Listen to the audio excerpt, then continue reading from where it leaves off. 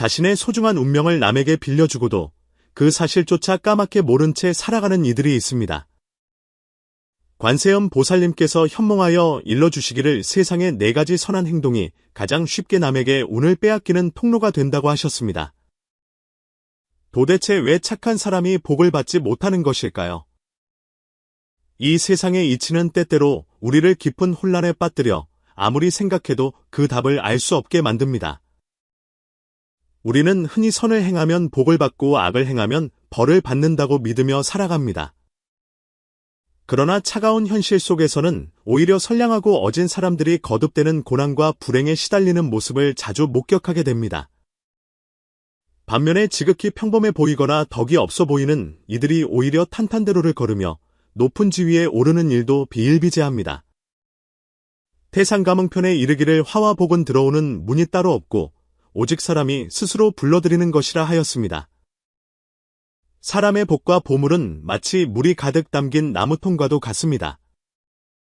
선을 행하고 덕을 쌓는 것은 그 통 안에 맑은 물을 계속해서 채워 넣는 것과 같습니다. 하지만 만약 그 나무통에 눈에 잘 띄지 않는 작은 구멍이 나 있다면 어떻게 되겠습니까? 아무리 많은 물을 부어 넣는다 한들 결국 그 물은 모두 밖으로 새어나가고 말 것입니다. 당신은 혹시 생각해 본 적이 있습니까? 당신이 무심코 행한 어떤 선한 행동들이 어쩌면 다른 사람이 당신의 복과 운을 훔쳐가는 은밀한 통로가 되고 있을지도 모릅니다. 당신은 그저 덕을 쌓고 있다고 믿었겠지만 실상은 자신도 모르는 사이에 남에게 운을 빌려주고 있었던 것입니다. 나아가 자신의 앞길을 닦아야 할 돌로 타인의 출세기를 닦아주고 있었던 것일지도 모릅니다. 청성 산자락 아래 만광원이라는 대선인을 모르는 사람은 아무도 없었습니다. 그의 집안은 조상대대로 3대에 걸쳐 비단 사업을 경영해왔으며 집안 살림은 매우 넉넉하고 풍요로웠습니다. 만광원에 대해 이르러서는 더욱더 선행을 즐겨 베풀었습니다. 다리를 놓고 길을 닦아주며 배를 띄워 사람들을 건네주고 가난한 이들을 구제하는 일이 거의 그의 일상이 되다시피 했습니다. 세상 이치대로라면 이런 집안은 100년 동안 부귀영화를 누리지는 못하더라도 마땅히 복이 길게 이어져 자손이 번창해야 오를 것입니다. 그러나 하늘의 뜻은 알 수 없는 노릇이었습니다. 만광원의 나이가 40을 넘어서자만 시 집안의 가세는 마치 가을바람에 휩쓸리는 낙엽처럼 하루가 다르게 기울어지기 시작했습니다. 먼저 성 안에서 가장 크고 화려했던 비단 가게가 하룻밤 사이에 화마에 휩싸이고 말았습니다. 불은 모든 것을 집어삼켜 시커멓게 타버린 기둥과 잔해만 남겼고 창고에 쌓여있던 수만 금 어치의 최상급 비단들은 전부 한 줌의 재로 변해버렸습니다. 설상가상으로 그가 먼 바다로 내보냈던 상선이 남양에서 100년 만에 불어닥친 기이한 태풍을 만났습니다. 배에 타고 있던 사람들은 물론이고 싣고 있던 막대한 물건들까지 모두 망망대해 속으로 가라앉아 시신조차 찾을 수 없게 되었습니다. 불과 반년이라는 짧은 시간 동안 만광원은 청성제일의 부자에서 조상대대로 내려오던 집까지 팔아야 끼니를 이을 수 있는 처량한 신세로 전락하고 말았습니다. 무엇보다 그의 가슴을 후벼 파는 듯한 고통은 바로 그의 하나뿐인 아들에게 닥친 불행이었습니다. 본래 총명하고 영리했던 아들은 비단 가게에 불이 났던 그날 큰 충격을 받고 놀란 나머지 그만 정신이 온전치 못하게 되었습니다. 아들은 하루 종일 나비를 쫓아다니며 실없이 웃기만 하는 바보가 되어버리고 말았습니다. 아내 또한 매일 눈물로 세월을 보내다 결국 몸져눕게 되었고 침상에서 일어나지 못한 채 기약 없는 병마와 싸워야 했습니다. 만광원은 도무지 이해할 수 없었습니다. 그는 평생 반평생을 살면서 단 한 번도 남에게 해를 끼치거나 양심에 거리끼는 일을 한 적이 없었습니다. 그런데 어찌하여 하늘은 그에게 이토록 가혹한 시련을 내리시는 것일까? 그는 종종 텅 빈 대청마루에 홀로 앉아 조상님의 위패를 바라보며 넋을 잃고 앉아있곤 했습니다. 한 번 앉으면 하루가 꼬박 지나도록 미동도 하지 않았습니다. 바람에 떨리는 희끗한 머리카락과 그의 눈동자에는 짙은 허무함과 고통만이 가득했습니다. 광원 형님 이미 벌어진 일이니 너무 상심하여 몸까지 상하게 하지는 마십시오. 부드럽고 온화한 목소리가 만광원의 깊은 시름을 깨뜨렸습니다. 찾아온 사람은 그의 절친한 친구 육문주였습니다. 육문주는 글을 읽는 선비였는데 집안이 가난하여 젊은 시절에는 만광원의 도움을 받아 겨우 학업을 이어갈 수 있었습니다. 비록 과거 시험에는 번번이 낙방하였으나 사람됨이 겸손하고 아는 것이 많아 만광원이 가장 신뢰하는 친구였습니다. 참으로 기이한 일은 만시 집안이 몰락해가는 지난 2년 동안 육문주의 살림살이는 오히려 날로 번창했다는 점입니다. 그는 어디서 길을 텄는지 옥석 사업을 시작했는데 안목이 워낙 독특하고 예리하여 짧은 시간 안에 큰돈을 벌어들였습니다. 불과 1년 남짓 만에 성남 쪽에 3칸짜리 대저택을 마련했는데 그 위세가 만시 집안이 한창 번성했을 때보다 더 대단해 보였습니다. 하지만 육문주는 근본을 잊지 않는 사람이었습니다. 그는 여전히 만광원을 존경하고 가까이 대했으며 며칠이 멀다 하고 선물을 들고 찾아와 안부를 물었습니다. 그의 말 한마디 한마디에는 언제나 진심 어린 걱정이 묻어 있었습니다. 문주 자네가 왔는가? 만광원은 억지로 입가에 옅은 미소를 지어 보였지만 눈가의 주름은 더욱 깊게 패여 있었습니다. 휴. 육문주는 깊은 한숨을 내쉬더니 소매 속에서 두툼한 어음 뭉치를 꺼내 조심스럽게 탁자 위에 올려놓았습니다. 광원 형님, 이건 제 작은 성의입니다. 우선 이것으로 형수님의 약을 짓고 조카의 몸을 보살피도록 하십시오. 만광원은 황급히 손을 저으며 거절했습니다. 아니네, 이럴 수는 없네? 문주 자네도 이제 집안 식솔이 늘고 사업을 하느라 돈 들어갈 곳이 많을 텐데 내 어찌 자네에게 짐이 되겠는가? 그러자 육문주는 만광원의 손을 꼭 잡으며 절절한 목소리로 말했습니다. 광원 형님, 우리 사이에 짐이라니요, 당치 않습니다. 생각해 보십시오. 만약 형님의 너그러운 도움이 없었다면 저 육문주는 벌써 길거리에서 굶어 죽었을 것입니다. 형님의 그 은혜를 저는 이 생이 다할 때까지 결코 잊지 않을 것입니다. 그렇게 말하던 그는 갑자기 목소리를 낮추며 화제를 돌렸습니다. 그런데 광원 형님, 제 어리석은 소견으로는 형님 댁의 운세가 이토록 기운 것은 아마도 쌓은 복이 아직 부족하여 하늘을 감동시키지 못한 탓이 아닐까 싶습니다. 만광원은 멍하니 그를 바라보았습니다. 아직 부족하다니, 내 이토록 평생을 바쳐 선을 행했는데 부족하다는 말인가? 육문주는 더욱 목소리를 낮추어 만광원의 귀에 대고 속삭였습니다. 다리를 놓고 길을 닦는 것과 같은 평범한 선행은 누구나 하는 일입니다. 물론 공덕이 있기는 하나 그 힘이 흩어지기 쉽습니다. 지금처럼 기울어진 운명을 단번에 뒤집으려면 남들이 하지 못하는 비범한 선행을 베풀어야 합니다. 비범한 선행이라. 만광원의 눈빛에 희미한 희망의 불씨가 타올랐습니다. 육문주는 고개를 끄덕이며 대청마루 한 구석에 놓인 낡고 고풍스러운 벼루에 시선을 두었습니다. 그 벼루는 만광원의 조부 때부터 전해 내려오는 것으로 전 왕조의 명물인 단계연이었습니다. 마치 옥처럼 매끄럽고 윤기가 흐르며 그 가치를 돈으로 따질 수 없는 물건이자 만시 집안의 학문적 전통을 상징하는 보물이었습니다. 광원 형님, 제가 듣기로 성동쪽에 장씨 성을 가진 선비가 한 명 있다고 합니다. 그 재주가 8마리나 될 정도로 뛰어나지만 집안이 너무 가난하여 제대로 된 벼루 하나조차 살 형편이 못 된다고 합니다. 형님이 가지고 계신 이 보물 벼루는 비록 가문에 전해 내려오는 물건이라 하나 쓰지 않으면 그저 죽은 물건일 뿐입니다. 만약 이 벼루를 그토록 뛰어난 인재에게 선물하여 그가 과거에 급제하고 훗날 백성을 위해 큰일을 하게 된다면 그 공덕이 어찌 다리를 놓고 길을 닦는 일 따위에 비할 수 있겠습니까? 육문주의 말은 마치 커다란 망치처럼 만광원의 가슴을 강하게 때렸습니다. 그렇다, 죽은 물건일 뿐이다. 이것으로 누군가 큰 뜻을 이룰 수 있다면 그것이야말로 물건의 쓰임새를 다하는 것이 아니겠는가? 그는 멍하니 웃고 있는 아들과 병상에 누워있는 아내를 바라보았습니다. 마음속에 남아있던 마지막 망설임마저 연기처럼 사라졌습니다. 좋네, 문주 자네의 뜻대로 하겠네. 사흘 뒤 육문주는 직접 그 장 서생이라는 선비를 데리고 만광원의 집을 방문했습니다. 서생은 보물벼루를 보자 감격에 겨워 눈물을 글썽였고 만광원에게 연신절을 올리며 맹세했습니다. 제가 훗날 과거에 급제하게 되면 만씨 집안의 이 큰 은혜를 결코 잊지 않겠습니다. 두 사람을 배웅하고 나서 만광원은 가슴을 짓누르던 큰 돌 하나가 내려간 듯했습니다. 마치 가문이 다시 일어설 희망을 본 것만 같았습니다. 그러나 누가 알았겠습니까? 벼루를 떠나보낸 바로 그날 밤이었습니다.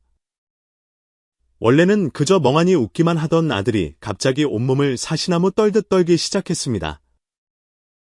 입에서는 거품을 물고 이리저리 날뛰며 벽에 머리를 찢는 등 마치 미친 사람처럼 발광을 했습니다. 급히 달려온 의원들조차 손을 쓰지 못한 채 고개를 저으며 말했습니다. 이것은 병이 아니라 사악한 귀신이 들린 것입니다. 만광원은 완전히 공포에 질려버렸습니다.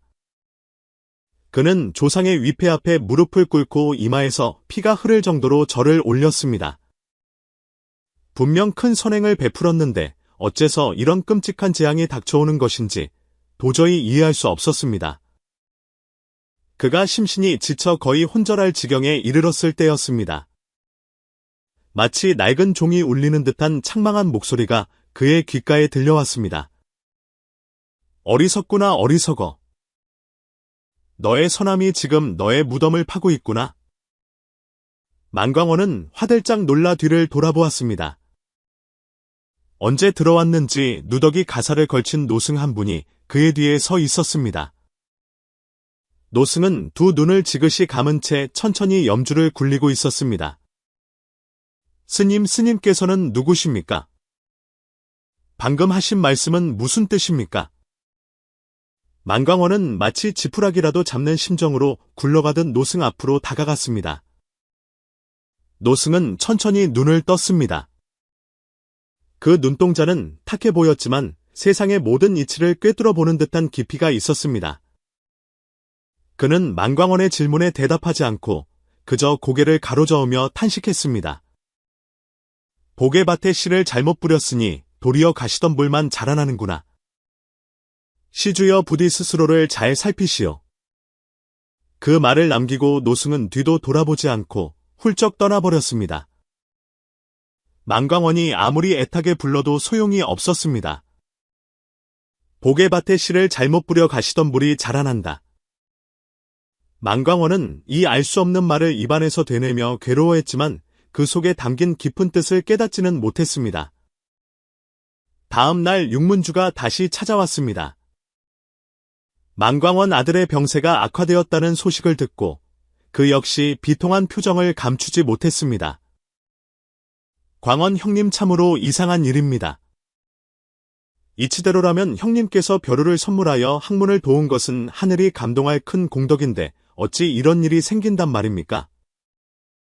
만광원은 어제 만난 노승의 이야기를 육문주에게 털어놓았습니다. 육문주는 그 이야기를 듣더니 미간을 찌푸리고 한참을 생각에 잠겼다가 입을 열었습니다. 광원 형님, 제가 보기에는 그 요승이 헛소리를 하여 형님의 선한 마음을 흔들려는 수작이 분명합니다. 생각해 보십시오. 그 승려가 나타나지 않았다면 형님이 이토록 불안해하셨겠습니까? 그는 만광원의 어깨를 다독이며 말을 이었습니다.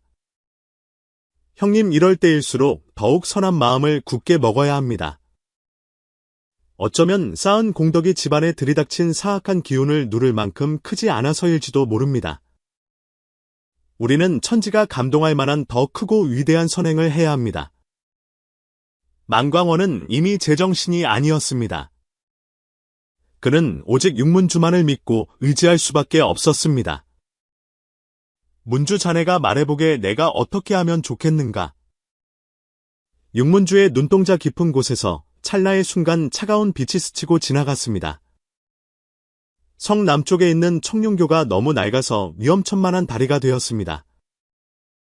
매일 그곳을 지나는 백성들이 언제 다리가 무너질지 몰라 불안에 떨고 있습니다. 만약 광원 형님께서 사비를 털어 그 다리를 튼튼하게 다시 짓는다면 모든 백성이 형님의 은덕을 칭송할 것입니다. 그 공덕이라면 능히 형님 댁의 불운을 행운으로 바꿀 수 있을 것입니다. 청룡교를 다시 짓는다니. 만광원의 가슴이 철렁 내려앉았습니다. 그것은 결코 적은 돈으로 할 수 있는 일이 아니었습니다. 지금 그의 수중에는 아무것도 없었고 유일하게 돈이 될 만한 것은 마지막 남은 조상 대대로 내려온 집뿐이었습니다. 하지만 나는 더 이상 돈이? 광원 형님. 육문주가 단호한 어조로 그의 말을 끊었습니다. 버려야 얻을 수 있는 법입니다.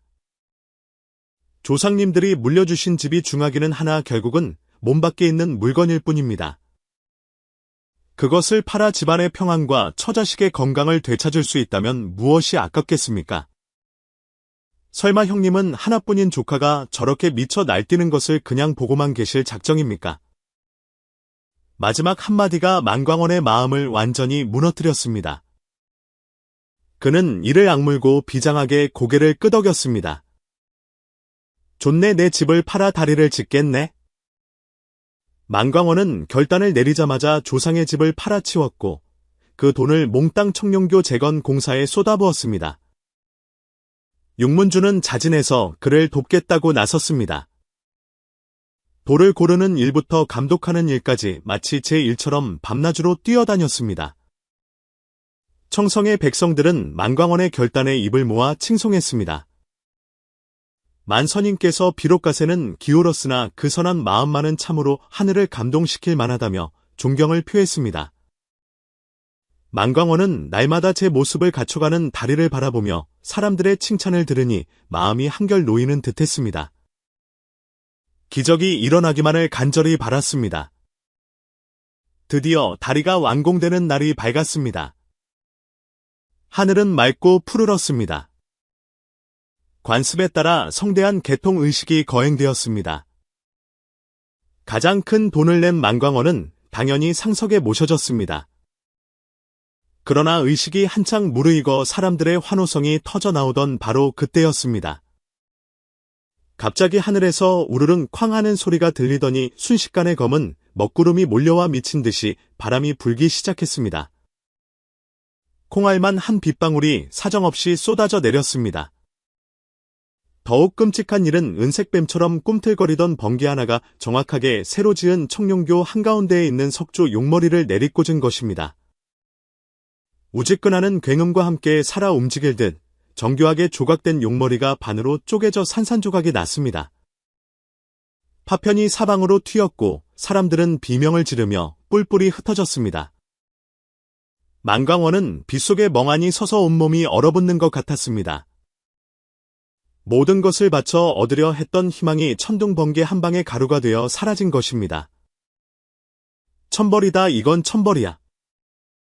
만씨 집안이 분명 무슨 몹쓸 짓을 했기에 하늘이 노하신 게야. 백성들의 수군거림이 날카로운 비수가 되어 만광원의 가슴을 후벼 팠습니다. 그는 눈앞이 캄캄해지더니 그대로 땅바닥에 쓰러지고 말았습니다. 다시 눈을 떴을 때 그는 다 쓰러져가는 허름한 초가집에 누워 있었고 아내는 퉁퉁 부은 눈으로 곁을 지키고 있었습니다. 알고 보니 청룡교가 벼락을 맞자 그가 새들어 살던 집주인이 재수없다며 그들 가족을 쫓아낸 것이었습니다. 만광원은 모든 희망을 잃고 절망에 빠졌습니다. 오직 선하게 살고자 했을 뿐인데 어찌하여 집안이 풍비박산나고 사람들에게 손가락질 받는 신세가 되었단 말인가? 정말 복의 밭에 씨를 잘못 뿌린 것일까? 그 노승의 말이 옳았던 것일까? 절망 속에서 문득 노승이 떠나갈 때 향했던 방향이 떠올랐습니다. 성박 보타산 쪽이었습니다. 보타산에는 천년된 고찰이 있고 그곳에 모셔진 관세음 보살님이 매우 영험하다는 소문이 있었습니다. 한 가지 생각이 그의 마음속에서 미친 듯이 자라났습니다. 그 노승을 찾아야겠다. 보살님께 물어봐야겠다. 도대체 왜 이런 일이 일어나는지. 아내의 만류도 뿌리친 채 만광원은 병든 몸을 이끌고 딱딱하게 굳은 만두 한 개를 품에 넣은 채 보타산으로 향하는 길에 올랐습니다. 산길은 험난했고 그는 수없이 넘어졌습니다. 가시덤불에 긁혀 온몸이 피투성이가 되었지만 고통조차 느낄 수 없었습니다. 그를 지탱하는 것은 오직 억울함과 알고자 하는 집념뿐이었습니다. 7일 밤낮을 걸어 마침내 보타산 정상의 관음 선원에 도착했을 때 그의 몰골은 이미 사람의 형상이 아니었습니다. 선원은 고요하고 향내음이 감돌아 평화로웠습니다. 그는 그 신비한 노승을 찾을 수는 없었습니다. 비틀거리는 걸음으로 대웅전 안으로 들어간 그는 힘없이 무릎을 꿇고 관세음 보살상 앞에 엎드렸습니다. 자애로운 보살상을 바라보자 억눌려왔던 슬픔과 분노가 본물 터지듯 터져나왔습니다. 보살님 제자 만광원은 평생 남에게 베풀며 살았고 해를 끼친 적이 없습니다. 그런데 어찌하여 이런 비참한 꼴이 되었습니까? 전 재산을 잃고 처자식은 고통받으며 이제는 갈 곳 없는 신세가 되었습니다. 제게 말씀해 주십시오. 이것이 도대체 무슨 까닭입니까? 선한 끝은 있다던 말이 모두 거짓입니까? 그는 목이 터져라 울부짖으며 따져 물었습니다. 텅 빈 법당 안에는 그의 처절한 울음소리만이 메아리 쳤습니다. 보살상은 그저 묵묵히 그를 내려다볼 뿐 아무런 대답도 없었습니다. 얼마나 지났을까 울다 지쳐 탈진한 만광원은 차가운 바닥에 엎드린 채 서서히 의식을 잃었습니다. 혼돈과 어둠 속에서 그는 꿈을 꾸었습니다. 꿈 속에서 그는 하얀 구름 안개 속에 홀로 서 있었습니다. 그때 하늘에서 부드러운 황금빛이 내려와 그를 감쌌습니다. 고개를 들어보니 구름 위에서 관세음 보살님이 정병을 손에 들고 연꽃 위에 서서 자애로운 눈길로 그를 바라보고 계셨습니다. 만광원아, 너는 너의 죄를 아느냐? 보살님의 목소리는 온화하면서도 거스를 수 없는 위엄이 서려 있어 영혼 깊은 곳까지 울렸습니다. 제자, 제가 무슨 죄가 있단 말입니까? 만광원은 두려움에 떨며 물었습니다. 관세음 보살님은 가볍게 한숨을 내쉬었습니다. 그렇다, 내가 선을 행하려는 마음은 진실하였다. 그러나 너의 그 선행이 이미 남에게 이용당하여 다른 사람이 내 운을 훔쳐가는 다리가 되었음을 너는 몰랐더냐? 운을 훔쳐가는 다리라니요. 만광원은 어리둥절했습니다. 너의 복은 본래 큰 강물과 같았다.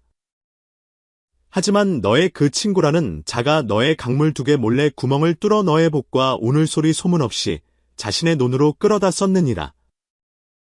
보살님의 말씀이 끝나자 만광원의 눈앞에 놀라운 광경이 펼쳐졌습니다. 그가 조상 대대로 내려온 단계연 벼루를 장서생에게 주던 그날의 모습이 보였습니다. 그런데 꿈속에서 보니 장서생은 벼루를 받자마자 어둠 속에 숨어있던 육문주에게 그것을 넘겨주고 있었습니다. 벼루를 받아든 육문주의 얼굴에는 탐욕스러운 미소가 번졌고 벼루에서 피어오르는 문창성군의 기운이 육문주의 몸으로 흘러 들어가는 것이 뚜렷이 보였습니다. 장면이 바뀌어 이번에는 그가 전 재산을 털어 청룡교를 짓던 모습이 나타났습니다. 육문주가 몰래 기이한 부적이 새겨진 돌덩이를 다리 기둥 밑에 집어넣는 것이 보였습니다. 다리가 완공되어 백성들이 칭송할 때 그 거대한 공덕의 기운은 만광원에게 모이는 것이 아니라 그 기괴한 돌을 통해 군중 속에 숨어 웃고 있는 육문주에게로 끊임없이 흘러들어가고 있었습니다. 이럴 수가. 만광원은 벼락을 맞은 듯 온몸을 떨었습니다. 가장 믿었던 형제 같은 친구 육문주가 뒤에서 자신을 그토록 철저하게 이용하고 있었다니? 보살님.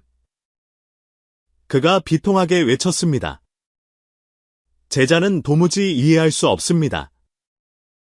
제가 선행을 했는데 왜 그 복이 저놈에게 간단 말입니까? 이것이 무슨 도리입니까? 관세음 보살님의 얼굴에 연민의 빛이 스쳤습니다. 만물에는 영혼이 있고 복과 운에도 흐름이 있는 법이다. 어떤 선행은 겉보기에 공덕이 무량해 보이나 실상은 남에게 운을 빌려주기 가장 쉬운 매개체가 되기도 한다. 너의 기호는 본래 도도하게 흐르는 강물이었으나 너의 잘못된 선행들이 그 근원을 끊어버려 이제는 말라비틀어진 강바닥만 남았으니 나쁜 기운이 침범하기 쉬워진 것이다. 만광원은 몸을 부들부들 떨었습니다. 자신이 선을 베풀면 베풀수록 왜 더 비참해졌는지 이제야 알게 되었습니다.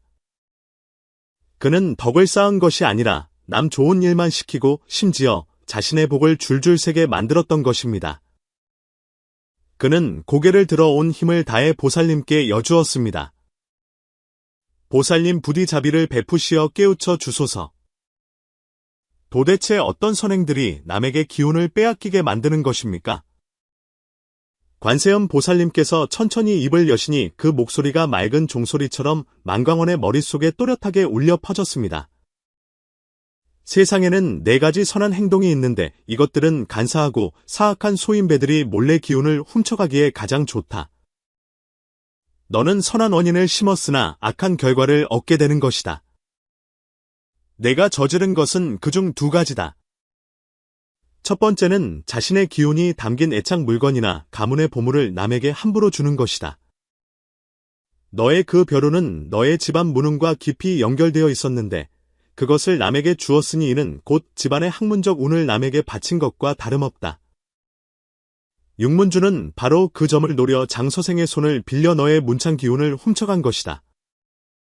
만광원은 식은땀을 흘렸습니다. 그는 자신이 저지른 2번째 잘못은 무엇이며 나머지 2가지 위험한 선행은 또 무엇인지 몹시 알고 싶었습니다. 이 비밀을 아는 것이야말로 모든 선한 사람들의 복을 지키는 길이라 생각되었습니다. 보살님은 그의 마음을 꿰뚫어 보신 듯 손을 들어 보여주셨습니다. 그러나 꿈이 거세게 흔들리며 보살님의 모습이 흐릿해지기 시작했습니다. 마치 거친 파도에 배가 요동치듯 세상이 뒤집히는 것 같았습니다. 보살님의 목소리도 멀어졌다 가까워졌다를 반복했습니다. 내 너에게 중요한 요점만 일러줄 테니 스스로 삼가고 조심하여라. 2번째는 인연을 가리지 않고 자신의 선행을 세상에 널리 떠벌리는 것이다. 3번째는 근본 없는 믿음으로 맹목적인 큰돈을 기부하는 것이다. 4번째는 허영심과 남에게 돋보이고자 하는 마음으로 명예를 좇아 선을 행하되 자신의 근본은 지키지 않는 것이다. 꿈속의 장면이 파노라마처럼 펼쳐졌습니다. 2번째 선행에 대한 설명이 이어지자 만광원은 자신이 과거에 했던 일들을 보게 되었습니다. 그는 육문주의 부추김을 받아 자신의 선행을 기념하는 비석을 세우고 절에 큰 현판을 걸었으며 유명한 승려를 초청해 그림을 그리게 했습니다. 심지어 성문 앞에 큰 간판을 세워만 시 집안의 선행을 천하에 알렸습니다. 그때는 널리 알리면 덕이 되어 자손에게 좋을 것이라 믿었습니다. 하지만 꿈속에서 보니 그 황금빛 간판에서 검은 그림자가 기어나와 구경꾼들의 머리 위로 떨어지고 있었습니다. 사람들은 만광원의 선행을 칭송하는 척하며 그곳에 모여 자신들의 이익을 챙겼습니다. 누군가는 그의 이름을 팔아 사기를 치고 누군가는 그 기념비 아래에서 부정한 거래를 했습니다.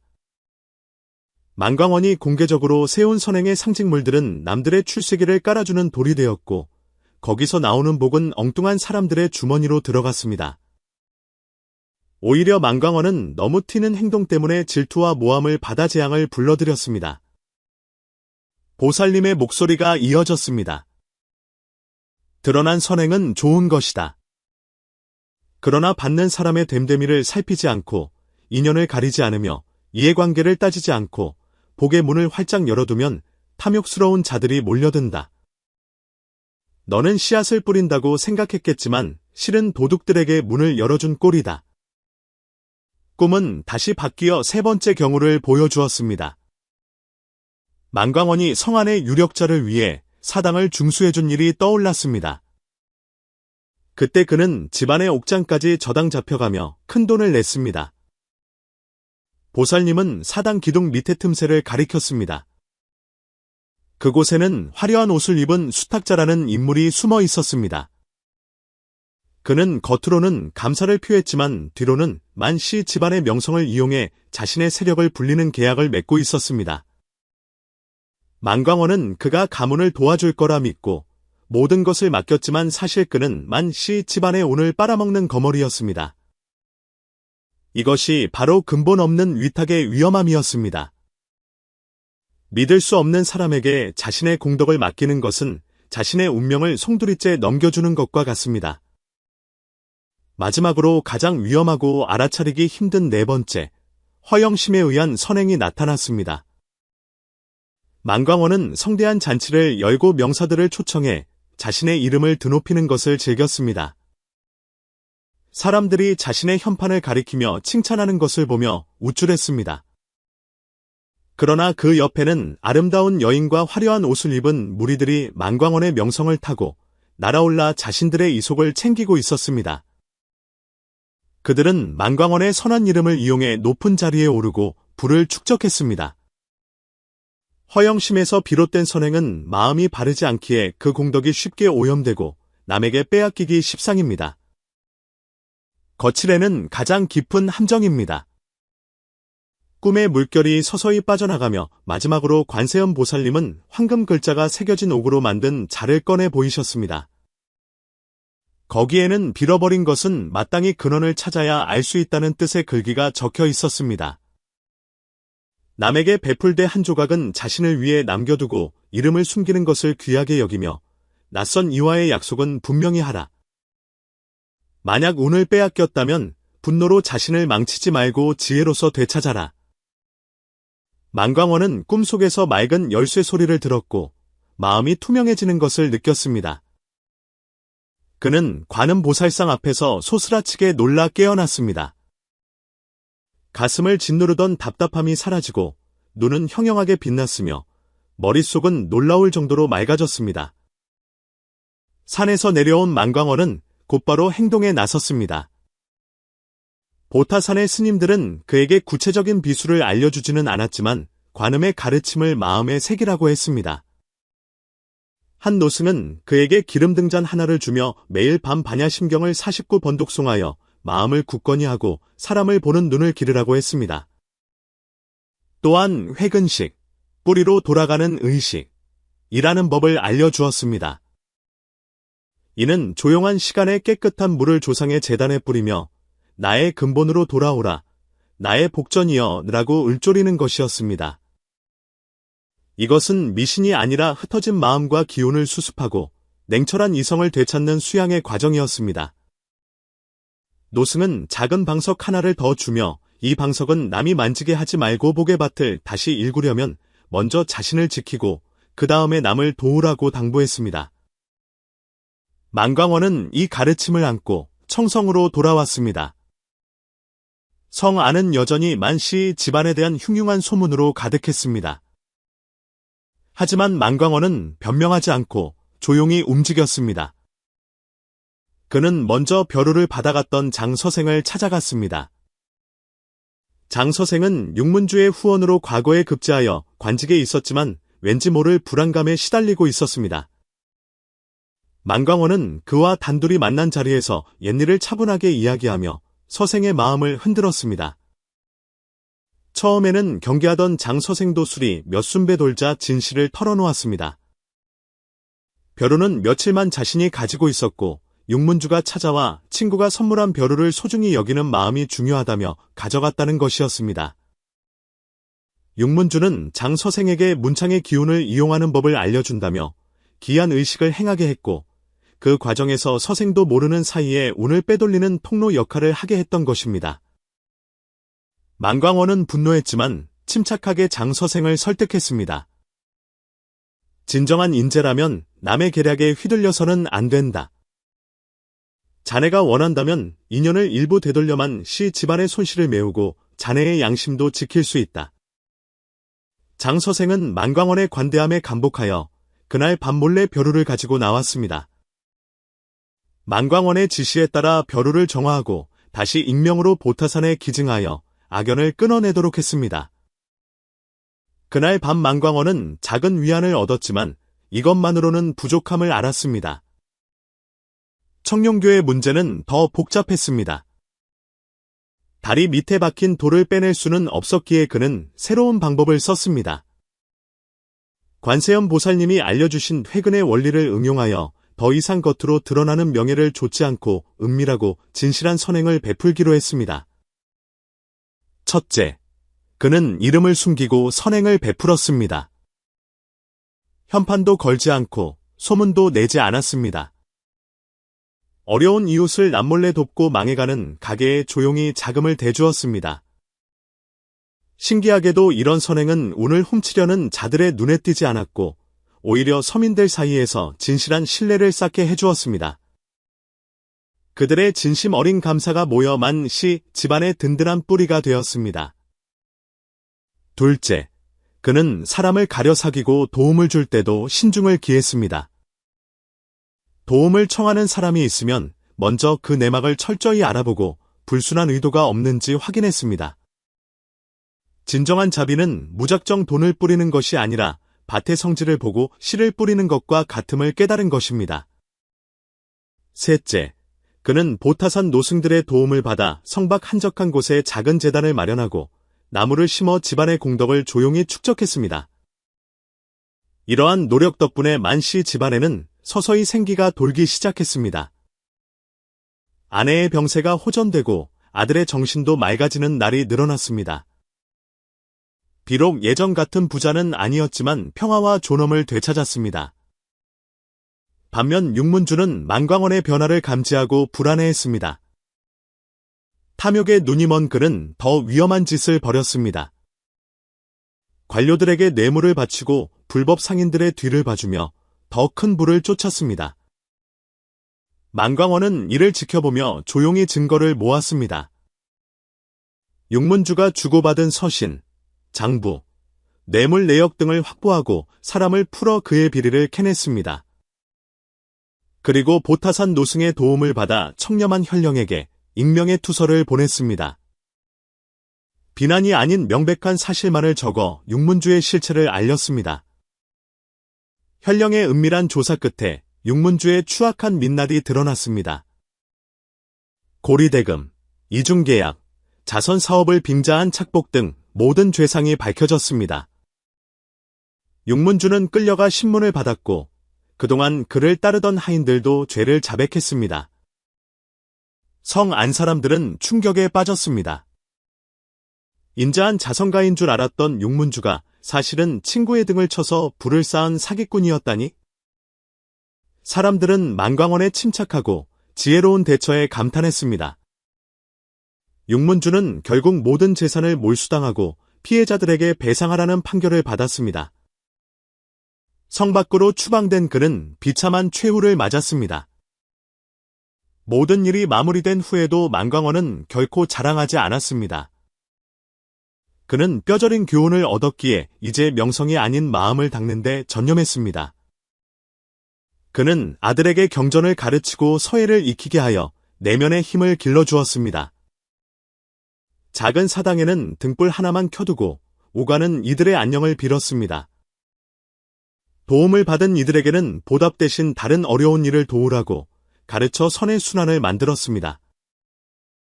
세월이 흘러만 시 집안은 다시 안정을 되찾았습니다. 아들은 건강해져 결혼도 하고 아내는 웃음을 되찾았습니다. 만광원은 성 밖에 100년 묵은 나무를 심고 그 아래 비석을 세워 회근고득, 뿌리로 돌아가야 덕이 굳건해진다. 이라는 네 글자를 새겼습니다. 그는 지나는 사람들에게 자신의 이야기를 들려주며 이렇게 말했습니다. 물건을 줄 때는 그 인연을 살피고 은혜를 베풀 때는 사람을 가려라. 큰 선행은 자랑하지 말고 복을 맡길 때는 근본이 바른 곳에 하라. 명예와 이익은 가리고 허영심은 버려라. 자비와 지혜를 함께 갖추어야 너의 선한 마음이 도둑질당하지 않고 복이 온전히 너의 밭에서 꽃피우게 될 것이다. 관세음 보살님의 꿈속 가르침은 등불이 되어 만광원의 남은 생을 비추었습니다. 선에는 반드시 좋은 보답이 따른다는 말은 결코 빈말이 아닙니다. 다만 사랑과 따뜻함을 베풀되 자신의 뿌리를 지킬 줄 아는 지혜가 필요할 뿐입니다. 그래야만 하늘과 땅, 그리고 사람이 각자의 자리에서